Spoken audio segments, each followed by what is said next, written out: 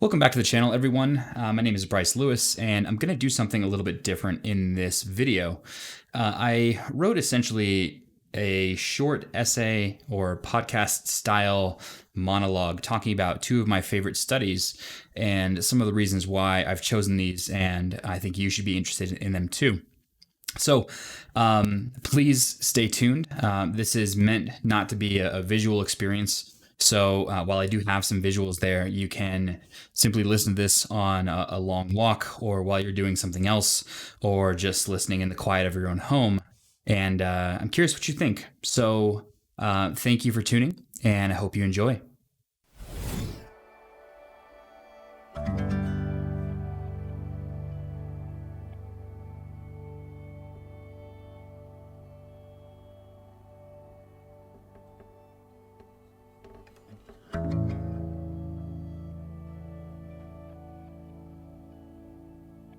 My exposure early on to science was through science experiments and only some of the most easy to observe lessons in class in 3rd and 4th grade. All of this was more formalized in middle school with the stratification of life science into component parts: biology, astronomy, physical science. Later in high school, things got even more fragmented into chemistry, physics, and so on. Somewhere along the way, I must have mentioned to my grandpa that I like science, because over the course of a few years, I was gifted almanac-sized collections of fact cards about animals, which I proceeded to either alphabetize or sort into categories based on regions I can't remember. Books that were above my level on quantum mechanics, with names like 3 Roads to Quantum Gravity and Supersymmetry. These books began to fuel a burning bonfire of love for science. I love science. I love the pursuit of the unknown and the wonder at hardworking humans using tools we've created to understand the world we live in. I love the idea of the lone scientist who unlocks keys to making the world a better place to live in. I love the idea of teams of scientists coming together for something that none of them could have done separately, using order and rationality and reasoning to puzzle out the way the world works. I've cried in the car listening to podcasts on humanity's journey into space, or sitting with my jaw dropped in a dark classroom when I first learned how phospholipid bilayers self-organize into a cell membrane. I remember looking around the classroom, wanting to make eye contact with someone and connect in a way that says, "Yes, I am also in awe. I get it. I get your amazement." How does the brain create consciousness? What is chaos, and what are the underlying pieces of order that seem congruent across scale and substance? Why do we act the way we do? What is the universe made of? These are questions I don't really tire of pondering. I'll leave it to the scientists to do the hard work, but forever remain in awe of their task. Through the lens of an avid science fan, I've read pop science books and articles that attempt to cull down generations of science research into digestible bits, all while remaining interesting to read. It's a tough job, science communication. You must simultaneously remain true to the reality of studies that have real defined limitations on size and scope, confidence of findings, applications of findings, next steps, all while avoiding some major pitfalls. Talk about too many numbers and people lose focus. Talk in terms that are too uncertain, using might, maybe, possibly, initial findings suggest, cautiously concluding that, and so on, and people turn off. Science writing is walking a line of truth on the one hand, with casual interest and engagement on the other. So after I read some of these early books on quantum mechanics, and had great teachers to make math and science fun and engaging, I grew a curiosity and appreciation. Until I discovered actual research, actual scientific studies in written form with abstracts, results, procedures, discussions, and so on. And here's the stark divide between the fun, easygoing nature of science writing with the hard truth of scientific studies. Actual research is dense. It's not meant to read, but to document. It's meant to be a written record of a set of observations and findings. Its goal is clarity and completeness, not excitement. It is hard numbers, graphs, statistics, industry standard abbreviations, and jargon that aren't accessible from the outside.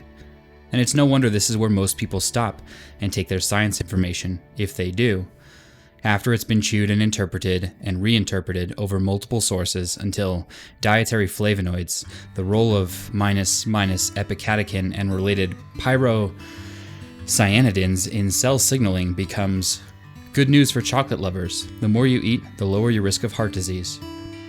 This isn't anyone's fault. It's the scientist's job to be clear in thinking and the journalist's job to convey information. It comes from breakdowns in communication along the way, ignorance about what science is saying, and pressure to publish sensational stories. This same pressure to publish positive findings only, and for novel things rather than rerunning prior studies or publishing negative findings, affects scientists too. But that's a story for another day.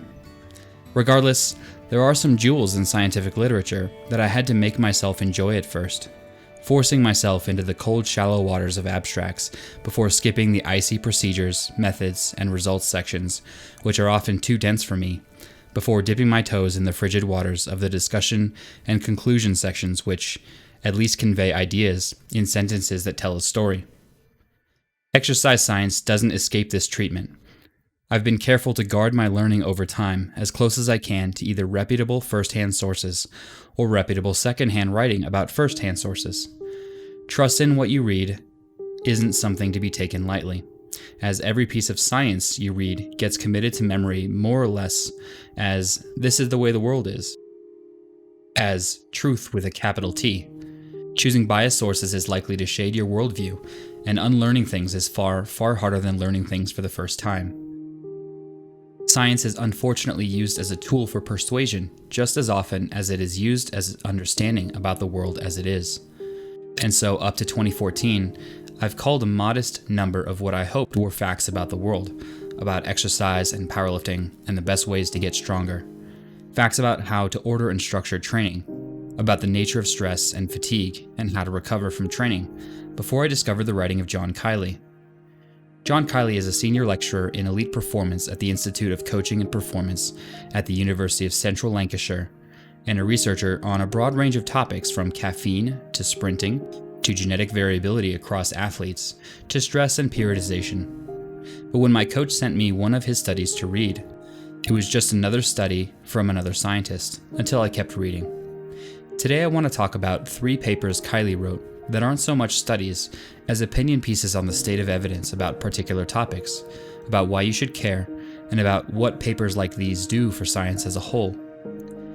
By the time I read Kiely's paper and my brain exploded, I was already a powerlifting coach and already doing my best to wade through the unique blend of the words from athlete coaches, coach athletes, coach writers, researcher coaches, and other blends that exist in strength sport.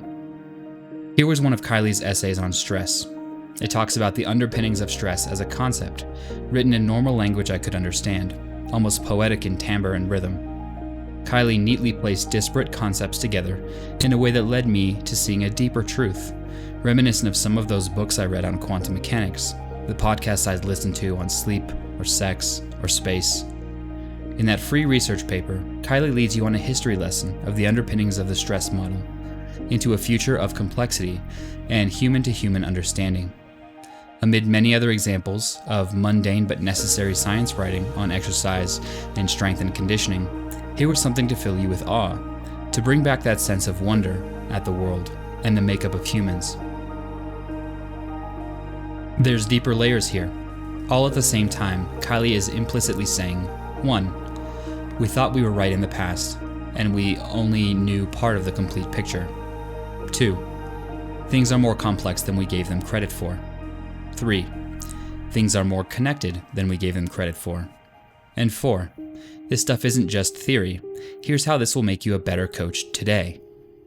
If there are 2 things Kiely does well, it's in upending your previously held firm foundations as the ground on which you understand exercise science, and thrusting you into the cosmos of less certainty, but at the same time closer to truth. And it's in bringing back that sense of love and boundless curiosity to strength sport. It's part science review and part philosophy. And it's an unfair comparison from studies more broadly because Kiely here isn't writing about scientific findings. What we're reading might be better called a literature review or a well-cited essay. Kiely takes liberties that other science writing simply can't. At the same time, I'm craving more like this, and I have a feeling many other people are too. I'm fairly sure he isn't trying to do all of this, and I promise I'll get off my soapbox soon and talk about the actual contents of the 2 papers. We had a chance to have Kiely on our podcast. The link to that is below. And I got the sense he's just escaped from many of the biases that many other people still cling to. I guess here's an important point. Many of the facts you accept about science, or indeed about the world we live in, come to define who you are as a person, your identity, and how you view the world around you. Are people generally good or generally bad? Is the world uncaring? What happens when we die? Are we material or do we have souls? What's the best way to make someone strong? What's the best way to lose weight? How you answer some 100 or so questions determine what your behavior is likely to be much of the time. More importantly, these questions determine how we view ourselves. For most people, threatening a deeply held belief like training must be periodized means that you're threatening the reader's very identity as well. We link ourselves to our beliefs in ways that can't be readily untangled sometimes. And I think we need to challenge ourselves to create some distance here and be okay questioning beliefs for the sake of shaking out what is actually closer to truth, even when, especially when, it's hard. There's 2 studies that I want you to read and appreciate, but I encourage the interested reader to check out a few more linked in the description below. The ones on non-responders to exercise and the updated essay on periodization are very much worth your time. Kiely's essay, A New Understanding of Stress and the Implications for Our Cultural Training Paradigm, which came out in 2015, is about stress in the context of exercise and sport before we were really talking about much more than stress recovery adaptation model and Matt Perryman's fantastic introduction in the book Squat Every Day, which came out in 2013. For me in 2015, I tended to view training as a set of things I wanted the athlete to complete. Whether or not the things went well was the result of a handful of factors: training and how well I put together a plan for a particular athlete, how well the athlete adhered to the plan and adjusted accordingly, and the contributions of sleep and nutrition.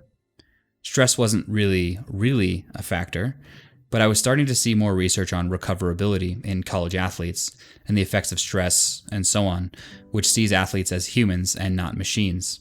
Emotional humans who have to interpret training and any stressor as threatening or benign, as something to guard from or move toward. Framing and the emotional backdrop of an athlete who happens to be a powerlifter affects training and the training response. And I'd experienced this myself and in coaching athletes, but just never put 2 and 2 together. As Kiely writes, accordingly, when we experience any change in circumstance, such as a sudden increase in physical exertion, the sensory information heralding this change is gated through the brain's emotional circuitry, where it is evaluated on a continuum ranging from benign to threatening. This emotional interpretation of the threat posed subsequently launches the stress response initiated by the central nervous system, and calibrates the magnitude of this response to the individual's emotional state. Hence, it is our emotional interpretation of the imposed stress that launches the cascade of neurochemical events constituting the human stress response. Crucially, the magnitude of the stress response is not directly dependent on the magnitude of the stressor. Instead, it is the emotional resonance attached to the stressor, the registering of the stimulus as threatening or benign, as stimulating or anxiety-inducing, that ultimately dictates the extent of the stress defenses mobilized, and dictates whether this response will be proportionate or disproportionate to the actual challenge imposed. Here we're seeing some of that multidisciplinary knitting I was talking about. In these 2 passages, we need to address neuroscience and psychology in addition to the normal biology and strength training terminology. We don't need to spend all of our time coaching athletes thinking, will this set of squats I'm giving this athlete be perceived as a threat or not? But I think we're better coaches if we know we can go there, especially when problems arise. And we realize that while the Venn diagram circles of many fields remain mostly distinct, the areas of overlap are fascinating and enrich us as practitioners. I won't spoil every insightful passage for the interested reader because I'm hoping some of that same sense of wonder I experienced will come to you. But the conclusion of coaching being made better and more complete by understanding the unique ways that biology, athlete psychology, and environment knit together to modulate the stress response fill me with fascination and even more questions. Questions like, to what degree? Can we modulate the modulators? Are we comprehensive coaches if we aren't also coaching emotion regulation? And so on.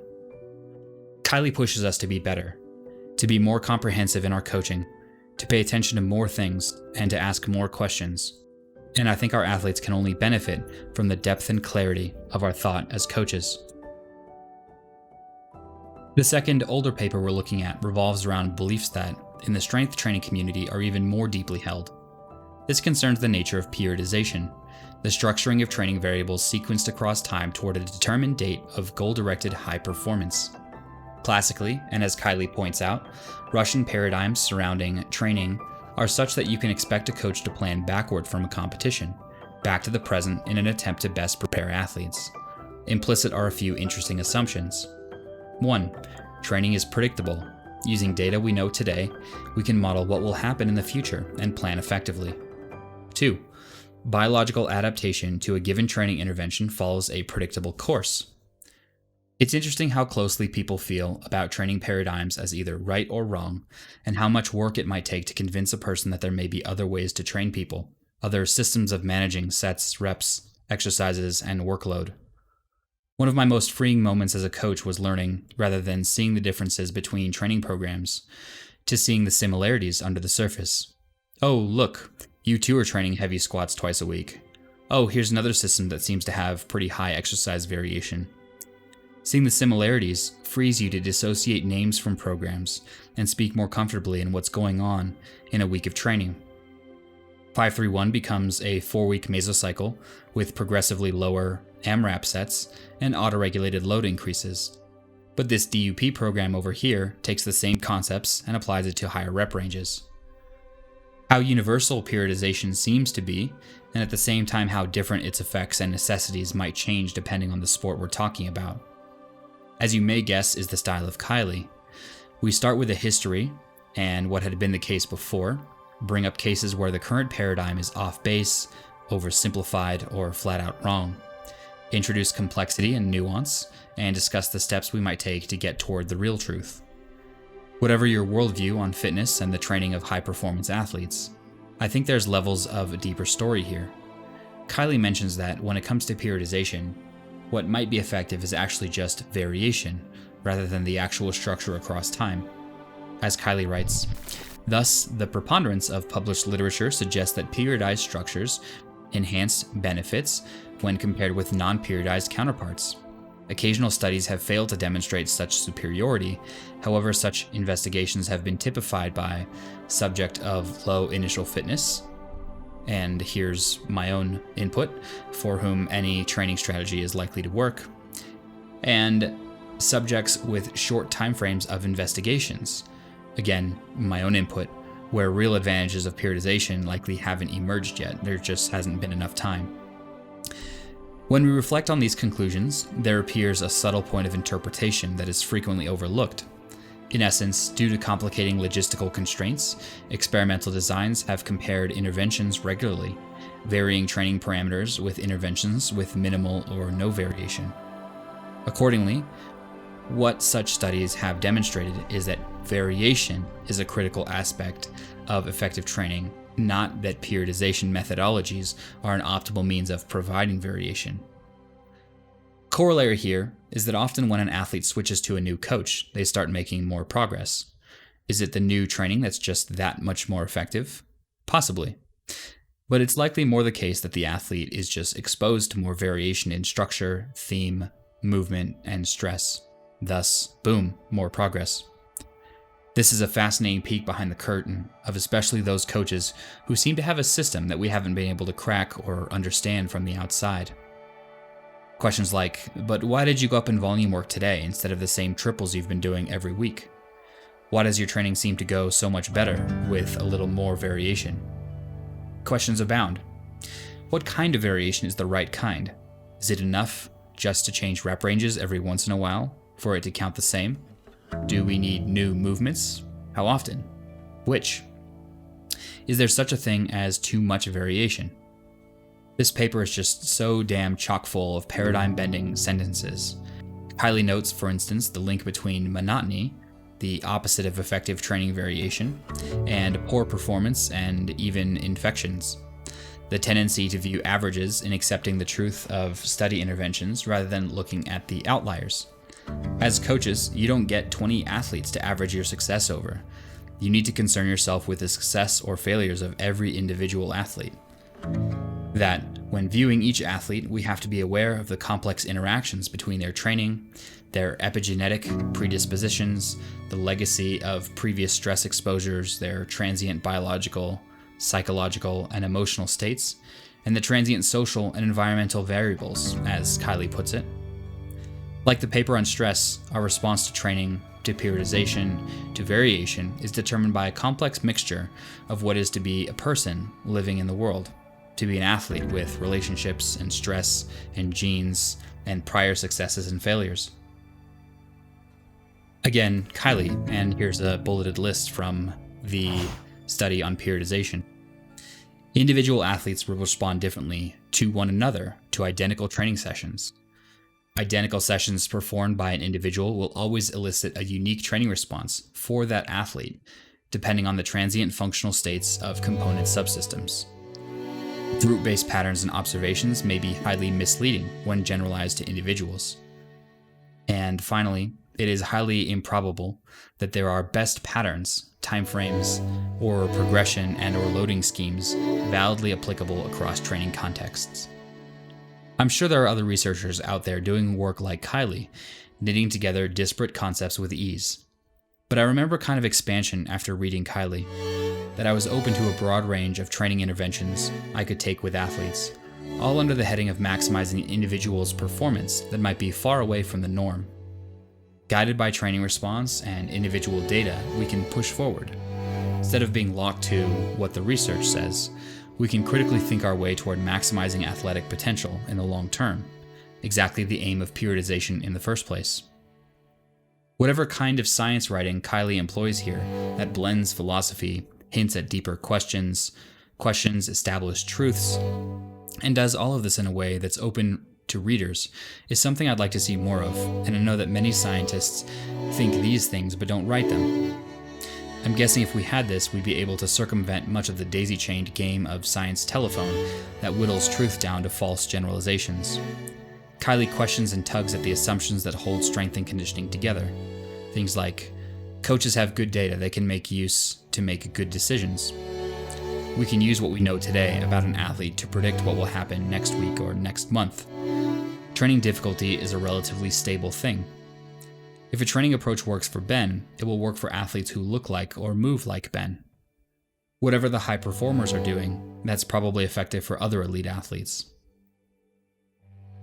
This paper is baked with the seeds of critical thinking and doubt, and the vine that's made from those seeds is a vine of progress, complexity, and clarity, which we can use to ascend the ladder of misinformation.